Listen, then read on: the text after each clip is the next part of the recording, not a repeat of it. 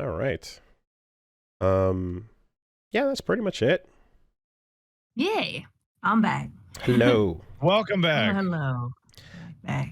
Hey. Okay. So, my understanding is that we've got there's some overlap here. I hear you know a thing or two about Jojo.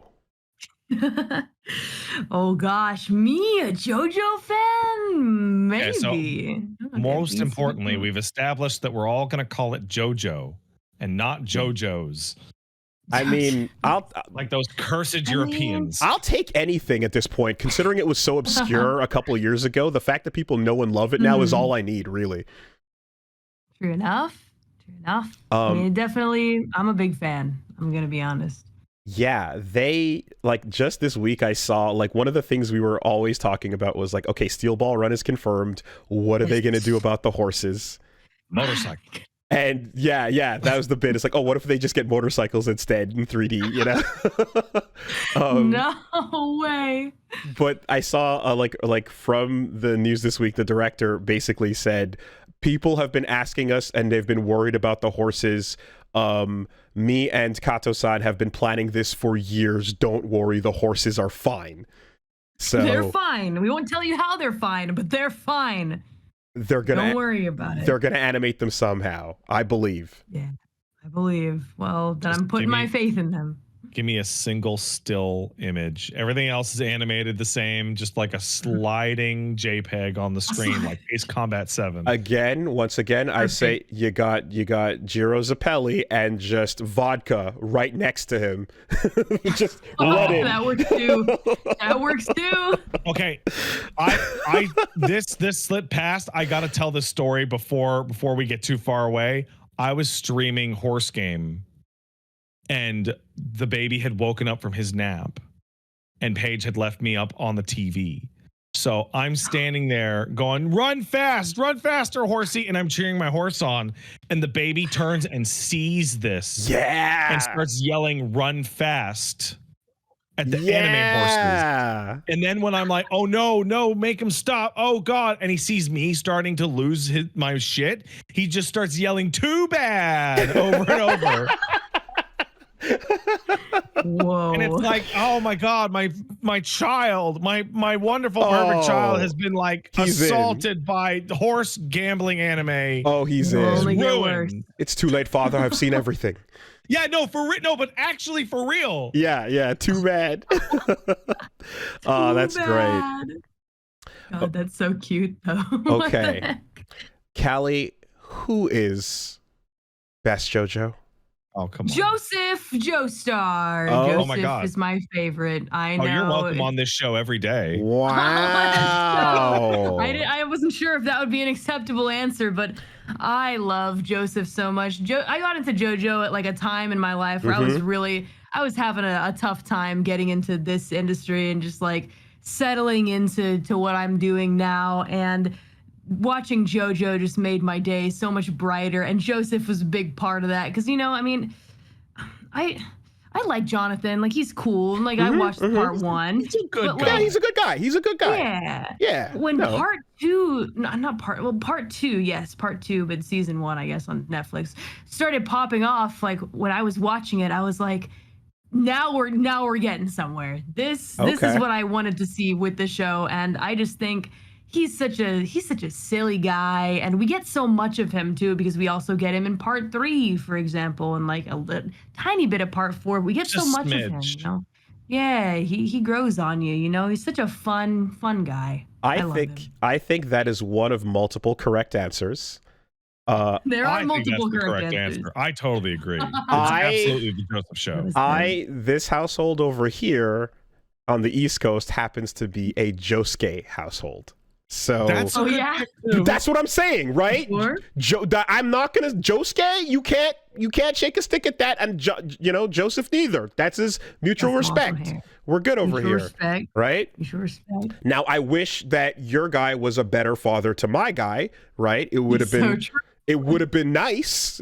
He showed up eventually. Eventually. Yeah. He didn't know that he showed up for the most part, but he did, for what it's worth. Oh, God. Yeah, and I mean, look, the whole concept of parenting in general, like, don't let the Joe stars be your example, you know. For sure. They're Um, complicated. but no, Yeah. I love me some Josuke. I love me some Part 4 and some punching the spaghetti to return to its original ingredients. That's You know. Yeah. so like to That's me, awesome. punching the spaghetti is like the absolute highlight of like Yeah. Josuke's personality because it's so stupid. But that is a Joseph Joestar moment. Like that is how a Joseph Joestar would solve that The problem. So Yeah. true. But like Joseph solves all of his problems that way. But The same way. well, but there's also the other patented technique, which is run away, Smokey. Running away. It's the most respectable technique. I mean, I still use it playing games all the time. I do it all the time in my real life. In real life too. It works anywhere. Oh God, yeah, full Good 180. enough. Yeah. But no, like, go ahead. Woolie is your favorite part 4? Part 4 was my favorite part for a long time until Steel Ball Run happened. And no, here we go. yeah, and I'm like, I'm not gonna go too far in because like from reading it, because like we're obviously gonna get the anime soon, and I can't wait for everybody to experience that. We're dipping back into these things being spoilers again, right? Yeah. But the journey into Part 7 for me was so like it was incredible because Part 6 is like it's a really wild whirlwind like kind of send off to these characters and everything, in a way. And I kind of feel like I came out of Stone Ocean like bittersweet, Me too. and you're like, Totally. that's that, and that feeling lingers with you. And so all I'm gonna say is I feel like Part 7 understands that feeling and uses it.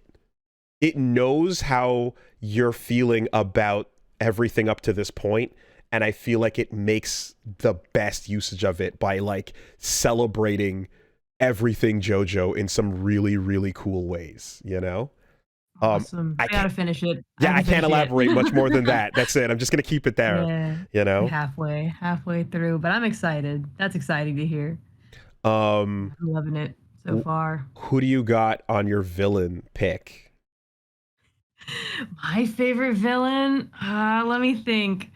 Who do I like the most? Is there anybody that's actually like really stuck out to me? I like Dio. Everybody says Dio, so I'm like looking for. He's goated. He's instant goated, right? Who's your favorite superhero? Superman. Okay. But it's like, do you want David Bowie in Labyrinth, or do you want David Bowie in a music video wearing a suit? Like, which version do you want? Like, we got all kinds. That's good.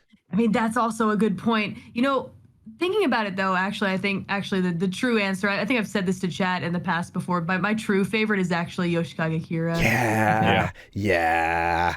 He's just a normal guy, but he's also a terrible guy. Like he just tries want to to live a quiet masquerade like his life. But he's so terrible. He sucks. I like the thing that I love with Kira too is like I felt like the bar that Dio sets is so high.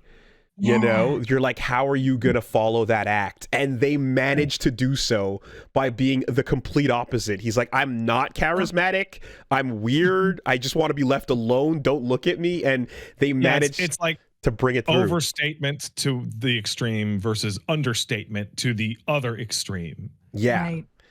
And so that's absolutely, Kira is super sick. I have, as for me, a big part of what I love villain wise, I love Poochie from Part 6, because I feel like while we're all like loving Dio, we're like, oh, Poochie's a fanboy just like we are. Yeah, just the #1 Dio fan. Yeah. Am I totally insane that like I don't know how the timeline of events works, but like I'm like legitimately completely unable to take Poochie seriously because his name is Poochie, and all I see is the dog from The Simpsons. Yeah, I have to go back to my home planet now. Yeah, no, but for real, made in heaven, float away. Yeah. But then And just the infinite memes of just like, Poochie, why do you want to reset the world? And just like him looking into the distance and insert whatever reason you need to overlaid behind his face. It's fine, you know, and I also like that, like, you get like Whitesnake as a reference in there, and Stairway to Heaven and all this stuff. Like, Poochie's just a cool design overall. I think that's my pick. Who's your favorite villain, Pat? Oh, it's Kira. It's easily. Kira, right? Yeah. Let's go. Kira, it's easily Kira, because after going through Dio a couple of times, and like the Pillar Men are just like variations on a theme with Dio. Yeah, there are those guys. It's 3 parts in a row and like 5 total villains, and all of them are like, you're a lower form of life. I'm the greatest. I'm the best. I'm the handsomest. I'm the best built. How dare you interfere with my plans? You know, et cetera, et cetera. It's all this grandeur, right? Yeah. And you get to Kira, and it's this emotional place of guy at the DMV who's like, why is everyone mad that I cut in line? Like, that's the level of importance / annoyance he's giving to murder, like a gigantic city spanning battle over serial killing. Yeah. Why is everyone getting on my case because I didn't put the shopping cart back? Oh my god. That's so true. Just get over it. I also just really love Killer Queen as well as a stand. And I remember that somebody actually commissioned me to draw Kira and Killer Queen like 5 years before I even watched part 4. And That's I watched weird. it and I was like, wow. What? I know this guy. I drew this guy. What the heck? So I have a strong connection to Kira. Hell yeah. And and the part 4, like, all those intros are fire, right? They're absolutely fucking crushing it. Like the when Dio does the time stop at in End of the World and the 9-second walk around, like, chills, right? Right. But I remember specifically with part 4, the whole like the first intro was a crazy, noisy, bizarre town where they're all like disco partying and they're pointing up, you know, and then what a zany situation, right? And then it gets really dark where the second intro chase happens and things getting more frantic, and like Shigechi, their friend, is gone and they're still kind of looking up, but you know, like the camera's kind of higher up. And I love, and like when it all comes back around in the intro Great Days, and you see like what everyone was pointing up at were all the people that died that are like up in heaven pointing back at them. Like, my chest got tight. Like, I was like, oh, Jojo's getting me. It's getting me emotional, you know? I fucking love that part so much. Manipulation. I love it. Oh man. But you know, every time that I watch part 4, I can't help myself, because of course I watched it much later than everyone else. I can't help but draw so many parallels to freaking Persona 4. Well, I mean, Can't help myself. Yeah. It really hit me. I was like, oh. I think the team over at Atlas also drew those parallels.